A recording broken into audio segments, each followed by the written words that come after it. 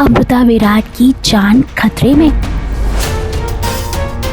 मानवी को पता चला अमृता और विराट का सच।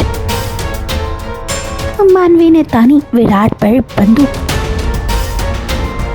ललसी टीवी के शो कैसे मुझे तो मिल गए में यहाँ पर मानवी और राजवीर को पता चल गया है कि अमृता और विराट एक हो गए हैं और विराट की याददाश्त वापस आ चुकी है। ऐसे में यहाँ पर मानवी देख लीजिए कैसे विराट पर बंदूक तान देती है, उसे धमकी देती है। तो वहीं दूसरी ओर अमृता का परिवार और अमृता दोनों खतरे में है, क्योंकि यहाँ पर राजवीर ने शॉर्ट सर्किट कर दिया है और ऐसे में घर में आग लग जाती है। यहाँ पर विराट मानवी के चक्कर में फंसा हुआ है, जो अमृता की मदद भी नहीं कर सकता है और वहाँ पर अमृता और उसका पूरा परिवार आग में फंसा हुआ है, जहाँ पर धुएं से सांस लेने में तकलीफ हो रही है। वेल, अब देखना काफी इंटरेस्टिंग होगा कि कैसे यहाँ पर विराट अमृता को बचाने जाता है और कैसे मानवी और राजीव को जेल भिजवाते हैं।